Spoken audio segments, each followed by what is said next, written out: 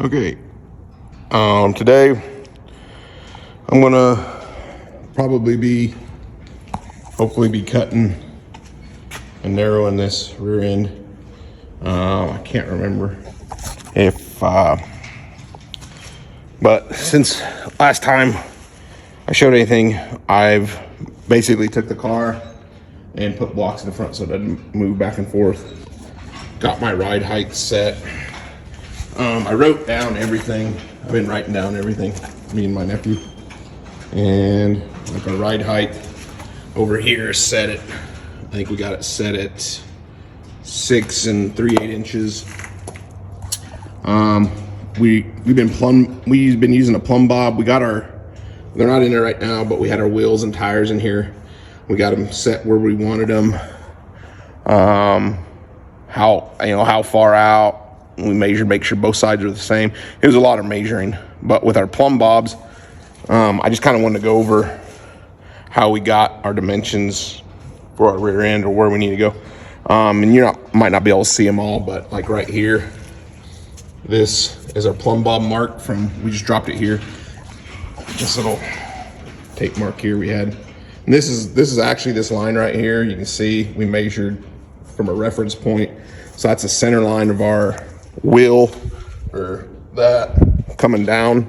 So it intersects the center of our axle shaft or our wheel hub.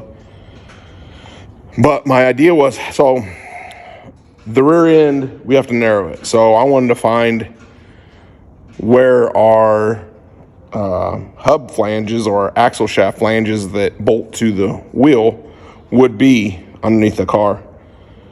And so like I said, we got everything set up, got a ride height, measured 15 times. And we finally come up with, so we put a plumb bob on this side. We plumb bob down from our quarter panel or wheel well. And both wheel wells are undamaged or anything. So figured that was a good reference point. And we did the same thing on this side, as you can see. I wrote some numbers on the ground too. But so we plumb bobbed that. And then we found out, and then when we had our wheels and tires in there, we ran a tape measure through here, clear to the other side, made sure they were right, and we checked it several times and got our measurement. And basically that was a rough guesstimate, pretty close anyway, measurement of where our hub or our axle flanges, which is, there's the old ones out of the old axle. We're not going to reuse these, but I keep saying axle flanges, this part that bolts to the wheel.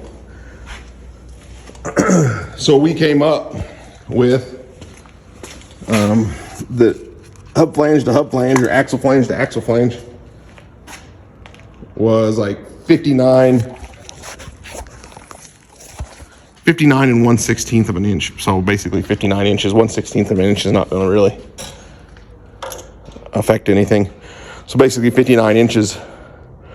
And then I know that the back spacing, the axles that we're going to get, I know the back spacing from the axle flange to the rear housing flange here is 2.5 inches.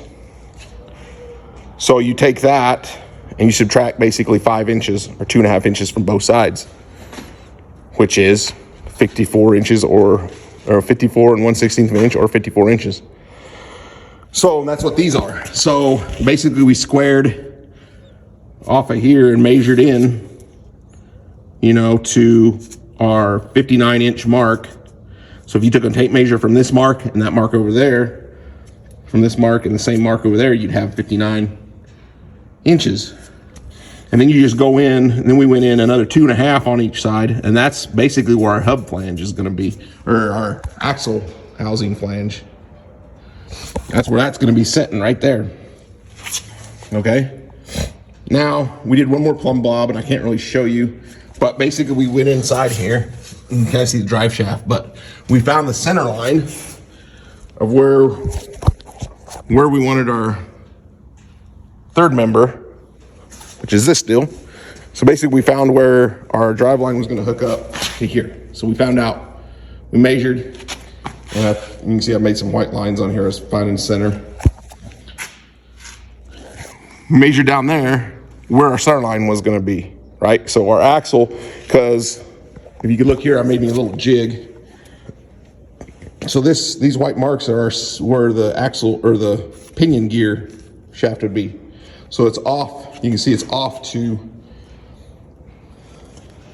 this side. So it's offset. So it's not center of the axle housing, right? Or 9-inch third member. It's off just like this one. If you look at it, this is what came out of it. You can see it's not center. It's off to the side. So now that we've got that center, so one side's going to have more material taken off of it than the other. So I made myself a jig. And you can buy something, a better one than that online. I can't remember what it was. It's like $40 or something, but it's just a piece of metal that sits on these two bolts here and here. And it's got a cut in it, and I figured out how to make my own. So I'm all about making my own tools. So if I ever do another 9-inch, this is my jig, and I just put my tape measure here and measured it out and found out where I need to cut. So I made reference lines. All this is kind of Greek to you looking at this, but I made lines. I haven't made my second line yet, but these are where I'm going to cut. I'm going to cut 3 inches in. I've decided I'm going to reuse those flanges. You can buy new flanges and well on, but this whole build with me and my nephew, it's a budget. It's a budget build. It's shoestring budget. So we don't have money. The only thing I did spend money on, I'll show you. It's up here on the shelf. Is the narrowing jig, basically. Let me get these down. So I bought some pucks and the plate. I'll kind of show you. So these are the pucks. Collars. And here's the plate. Now you can buy a narrowing jig. They got narrowing jigs out there and give you every puck you want. Everything you want to do several wear ends. And they give you a little measuring plate, and they're like $800 to $1,000. It's just $600. I don't know. It's just, I'm pretty sure I saw one out there for $400. But either way, like I said, I'm the type of guy. I make my own stuff. But I did buy this because I wanted it to be centered and right in this product. So this deal goes on those two bolts like I was telling you. A lot of these they'll have like that center line there, but this one doesn't. But it has these. This is what I liked about it. So this replicates that rear end, the third member, because that's where the axle shafts go in on the side to spline in to the third member. But this has them because you buy some of these and you put this plate on, and we got a bar. This is our bar here. It's just a solid round stock, like 1.25 inches. And 1.25 inches fits perfectly through this plate and our pucks. So our pucks will go in here. I got to hammer those studs out, which are kind of loose already. This puck goes in here, and that's what squares everything up. When you go to, after I cut it, I put it all back together. Those collars hold it on. Sometimes you got to buy 2 outer pucks and 2 inner pucks, and the 2 inner pucks go inside to square it up. Well, this one you don't need 2 inner pucks. You just need this deal. The shaft runs through in the center, and then you can narrow your rear end and weld it up. So this plate, those pucks, those collars, and that bar probably cost me $200 after shipping and taxes. So it wasn't too bad. I saved some money. I had to spend some money, but I like to make my own stuff, but the time it's going to take me I could probably make this, but the time to get the measurements all right and everything, and then I wasn't going to be for sure if it was right. I decided I was going to spend that little bit of money. So we did buy that, and we're not to that point yet, and so it's sitting up here. But when we get to that point, I'll film some content on that. But for right now, I just wanted to show you kind of how we came up with our measurements. Now I'm telling you right now, we got a floor jack, bottle jacks, jack stands, and all kinds of stuff to get our ride height where we wanted it. I wanted it equal on both sides, so that's why I got 2 bottle jacks on both. That floor jack is just there to help raise it to move jack stands and everything. I don't use it to do the ride height. I use the bottle jacks and the jack stands to get our ride height. But we measured like 15 times, and you can see on the line here, how we scribbled out. We even scribbled out a couple lines because what we did was I burned an inch and didn't tell my nephew. And so we were an inch off, and we were like arguing over what was right, so we had to redo it. We finally got on the same page.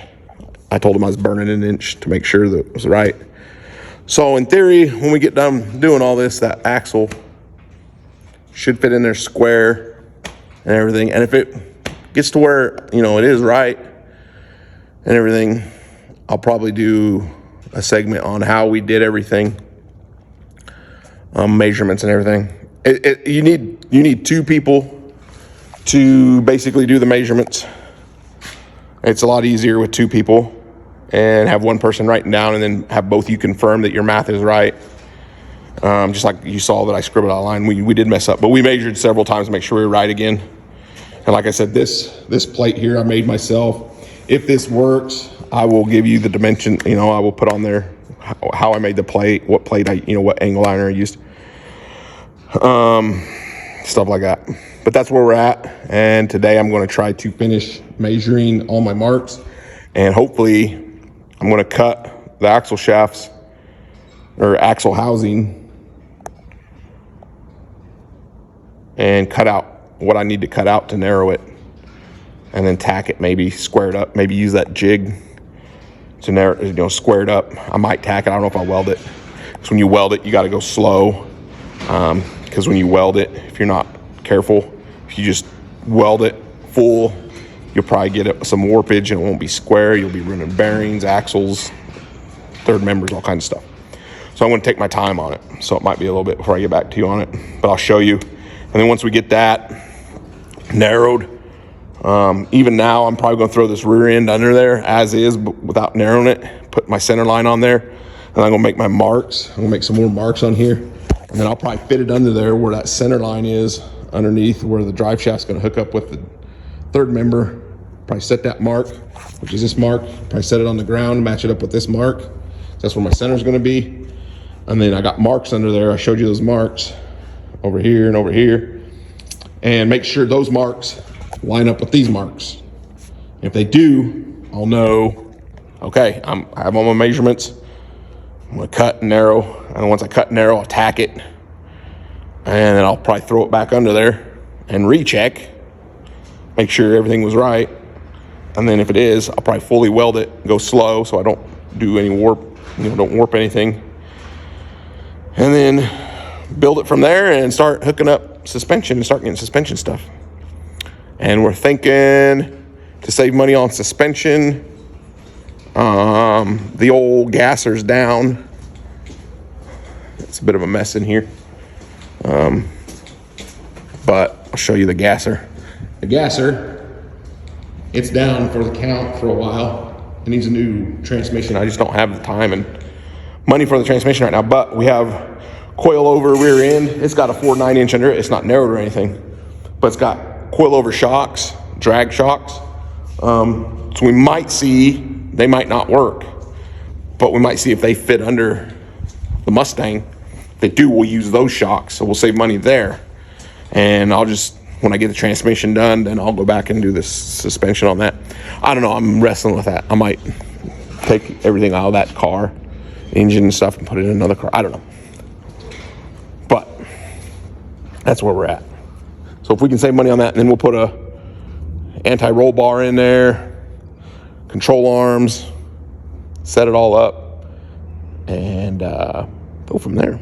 So I will get to work on this, and then when I get to the next step, I'll film some more content and put it on there. I'm going to try to get these up on our YouTube page, and we'll go from there.